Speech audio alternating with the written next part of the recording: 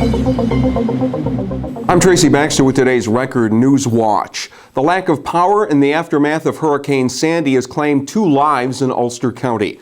The Ulster County Sheriff's Office is reporting the deaths of a Shokan couple, and a preliminary report indicates that the deaths may be the result of carbon monoxide poisoning from an electric generator that had been running in their home without power.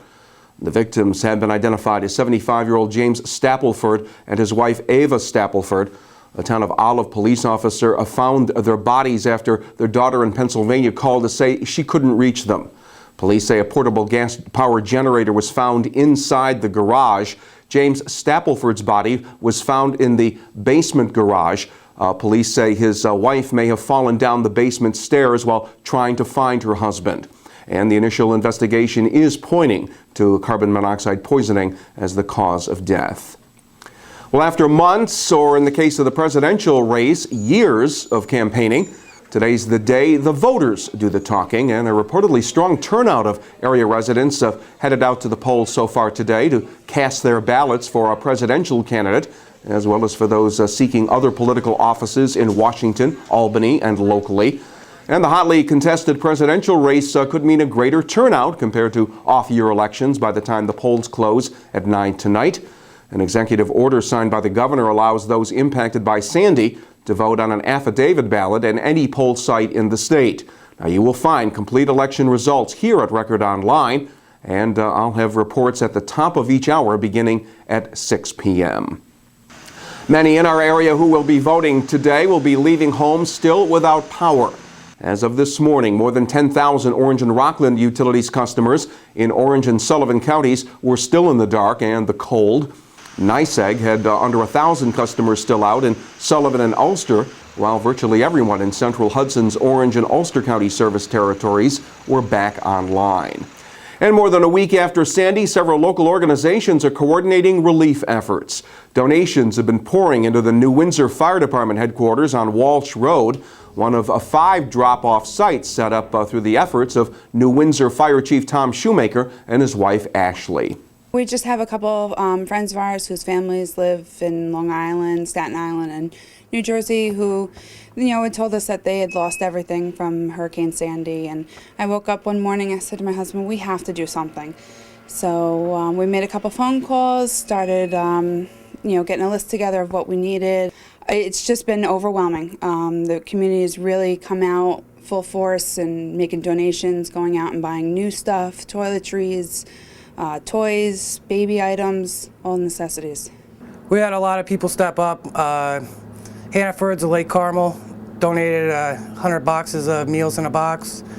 ShopRite at Vales Gate is donating stuff.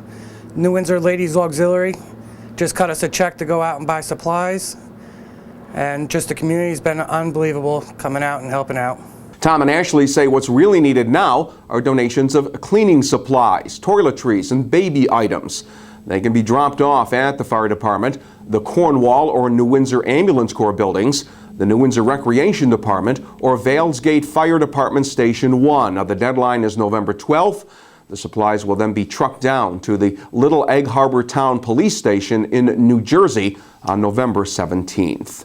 It was another night of verbal fireworks in Washingtonville, where Mayor Kevin Hudson is now battling 3 village trustees over access to files and offices in Village Hall.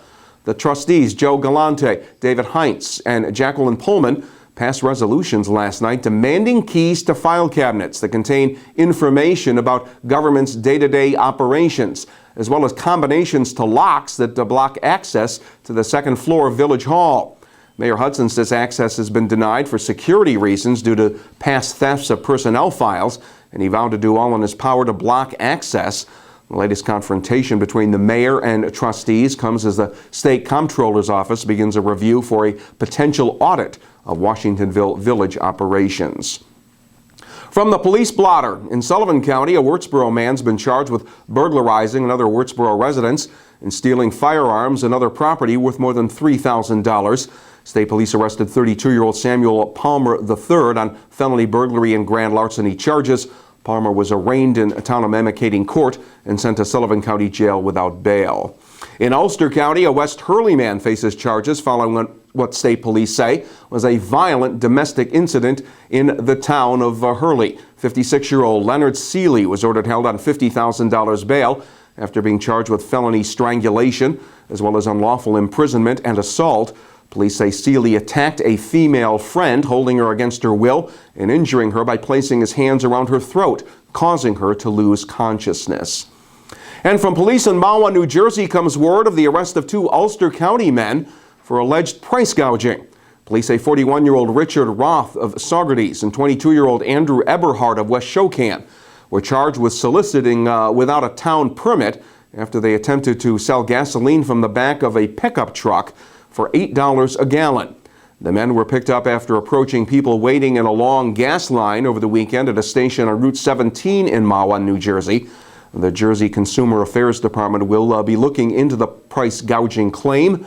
Their truck, along with about 200 gallons of gasoline held in an unsecured fuel tank, were impounded.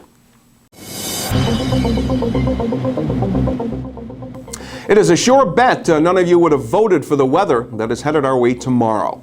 Wednesday will feature the arrival of a nor'easter. We'll get a mix of rain and wet snow with a chance for a couple of inches of snow accumulation in the higher elevations, and it'll be windy with temperatures topping out in the upper 40s. Thursday will be better, but it'll be mostly cloudy with a little leftover rain in the morning, and the highs again in the 45 to 50 degree range. Now stay with us throughout the evening for the latest election results, and I'll be providing hourly video updates right here at Record Online. For Record Newswatch, I'm Tracy Baxter.